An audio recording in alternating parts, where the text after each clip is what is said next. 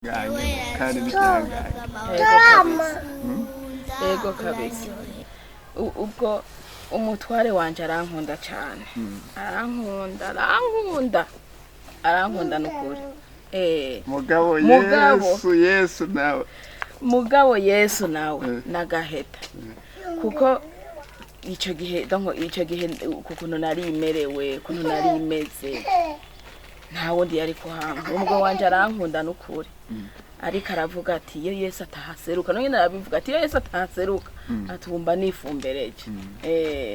Urumva ko Yesu rero ari umugabo asumba abandi bagabo bose. Ariko urafise ibindi bintu nka bine canke bitatu bigutera gukunda Yesu? Yego kabisa ndabifise. Cyambere Icyambere kintera gukunda Yesu nuko Yesu yampariye ibyaha. Amen. Nkaba nidegenje. Nkaba numva ubwami bwiwe muri jewe. Ico kintu kiranezera cyane. Upfutse ubwami abacu yumva ati no umwami ari muri we, ikirimba kiri muri we. Ego cyane. Jambo ry'Imana rivuga ngo ubwami bw'Imana ntibuzoza bwerekana ngo henguburiya. Ubwami bw'Imana buri muri twebwe nyene, buri mu mitima yacu. Uriko urashishikara kubigukundisha Yesu yaguhaye agakiza, ubwami bwiwe buri muri wewe. Ego ikinkundisha Yesu cyambere nuko yampaye agakiza, yampariye ibyaha, ubu nidegenje muri we. Ikinkundisha Yesu cya kabiri, Yesu amaze kuguha agakiza nawe ukamukunda ukamwizera ntakure kuko yampaye mpwemu yera, aca guha mpwemu yera ko yavuze ngo sinzobasiga nk'imfuvyi, ngo nzobarungikira umwitsa ari we mpwemu yera.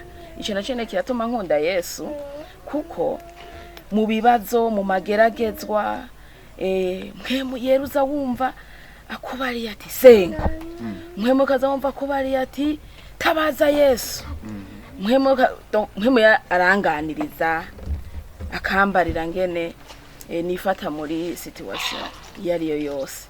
Nacumuye kuko umuntu yari mwisa bari mu ntambara, nacumuye mpwemu yakambara ati wacumuye.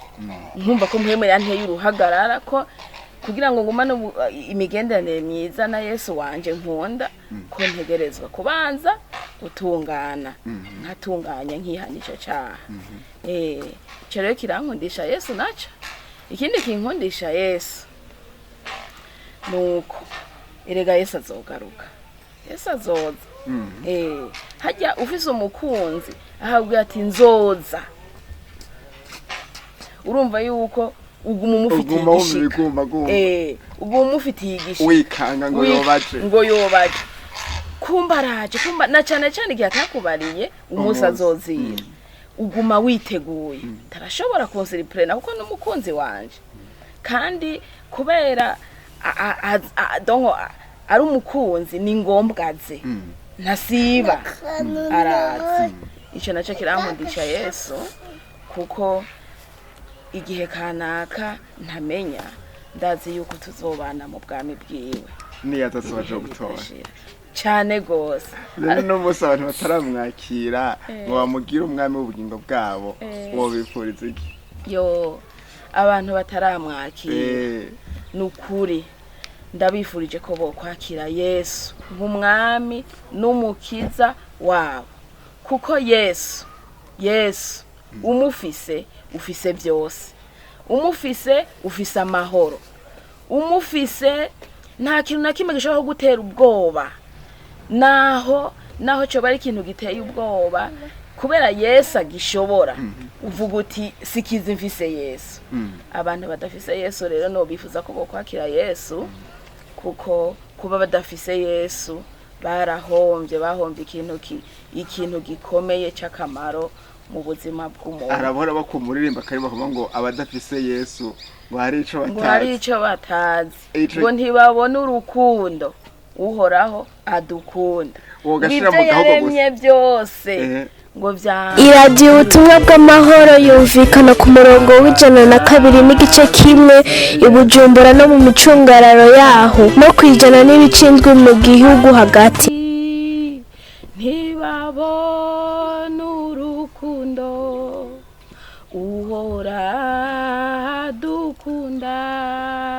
ivyo yaremye vyose vy'amabirutwereka nduwa Yesu ndabizi nawe nyene nuwanje. uriko arakumviriza rero tumusezere gutya tumwifuriza kwakira Yesu. Yesu namuha umugisha cyane, yakire Yesu nk'umwami n'umukiza wiwe, amen.